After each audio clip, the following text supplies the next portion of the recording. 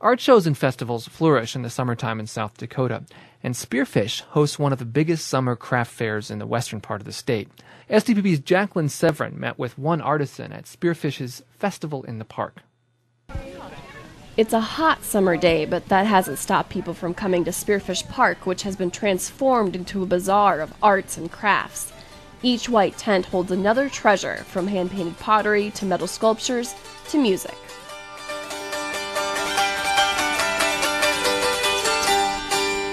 Melodies off the first two strings, drone harmonies like the bagpipes from the other two. All the music is written in tablets. Jeffrey Johnson is a luthier.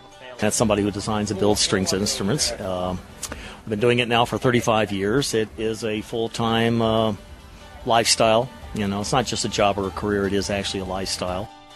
Johnson's tent is tucked away in one corner of the park. It's covered in wood instruments of all shapes and sizes, and in the top corner of his booth hangs a crocheted frog. What's his name again? Commander Frog. Commander Frog is wearing an Uncle Sam hat. He figures he'll probably vote for whichever candidate panders to his species. If somebody's willing to push for universal frog health coverage, they'll go for that. Maybe a free supply of flies, for every frog in the country. I think that would be a good deal. Johnson and Commander Frog travel from their home in Colorado around the country to art festivals like these. Although Johnson makes all kinds of wood instruments, his specialty is the dulcimer. Well, dulcimers typically people think of as a sort of an Appalachian mountain instrument, although it goes back 4,800 years to Egypt. Scotch and Irish eventually brought them over here.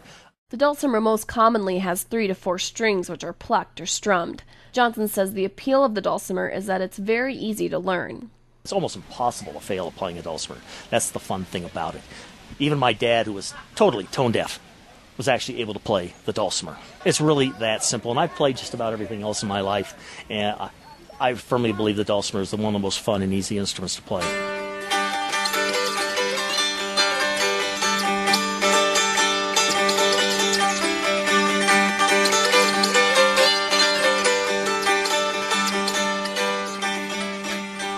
Johnson says his dulcimers are unique because he has broken away from traditionalists who only use 1 or 2 woods in their instruments. They're so varied because I use more woods than most anybody else in the country uses, because the more woods create more tone qualities, and also it gives me a lot more to do with the artistic design of the instruments by working with all the different woods. But Johnson didn't always make wood instruments. I have a degree in psych, worked in that for 10 years, have a master's in interior architecture and product design. He started making instruments full-time because of the need to pay off some student loans, and he's been making a living off them ever since.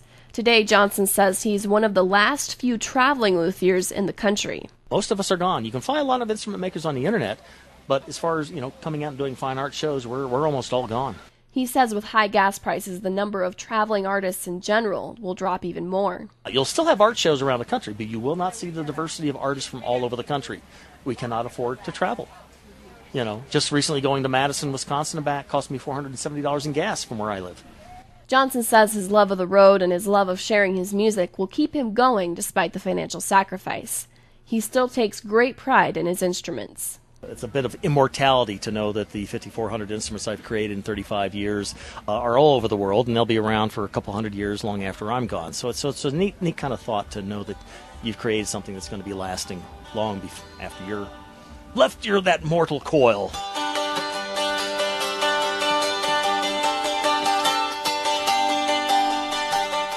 While his instruments might be around for a while, it's true that traveling luthiers like Johnson might not be.